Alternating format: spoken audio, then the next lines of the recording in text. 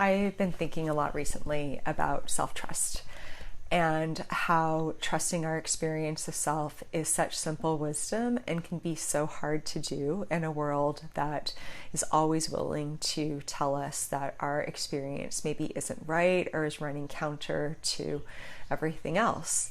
And so that inspired me for this Thursday's Poetry and Perspective to read a poem for my book, Things of That Nature, Words for the Mystic Heart, called The Truth Within, and then share a little bit more perspective on our personal truth and inner knowing and how we can develop a more trusting relationship with that.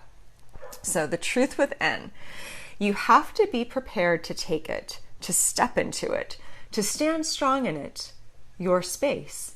It is an acreage of being nobody can claim but you, a landscape of soul only you can traverse. Nobody else can know the secrets of your heart, my dear one. Nobody can tell you who you are, or why you're here, or what purpose beats when you press your hand to the temple in your chest and listen.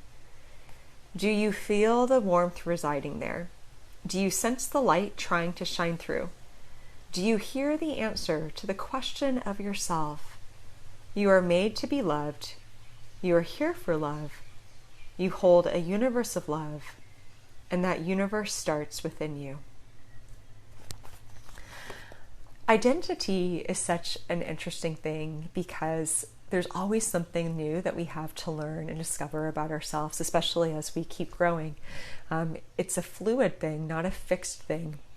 And so often I find that when we're going through shifts and changes in our life, instead of trusting the shifts and the changes, especially if we feel off or we don't feel like ourselves, it can be really like discombobulating to us and disorienting, and we say, what's wrong with me? I don't feel like myself, and sometimes the best thing that we can say is, I don't feel like myself, because it means we're shifting and it means we're growing and it means how we're understanding like who we are and who we are as soulful beings having this human journey is continuing to grow and it's continuing to expand.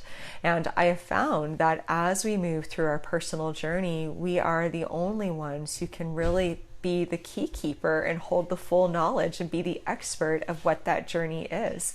We can always help each other. And we can always talk to helpful people, whether it's a therapist or intuitive healer or just the good friend who is super, empathic. And we can always reflect back or have reflected back what somebody else might see that we might not necessarily see, and that can be really helpful. But at the end of the day, the only one who can really know your soul and know the truth of your soul is you. You are the only one who can follow your own intuitive flows. You are the only one who can make meaning out of something that might seem meaningless in your life and find transformation through the act of making meaning. All of that is your sacred task. And it sounds so easy to say, trust yourself, just trust yourself, trust what's inside of you. I write about this all the time, but I write about it all the time because it's really hard. We don't really grow up in a world that teaches us to trust ourselves. We grow up in a world that teaches us to kind of fit into like the bell curve so that we are not an outlier. And when our experience is different than the norm, particularly when it comes to our intuition and our spirituality and our creativity and really allowing our fuller expression, that can be very disorienting. So the universe of love inside of you can only be found through going within. It can only be found through making space for yourself. And I have found that the more we take that space and the more we begin to see our relationship with ourselves as a relationship, kind of like in any relationship, a friendship, a romantic relationship, a family relationship, the more time you spend with the person, the better you get to know them. The more you learn about them, the same holds true for us.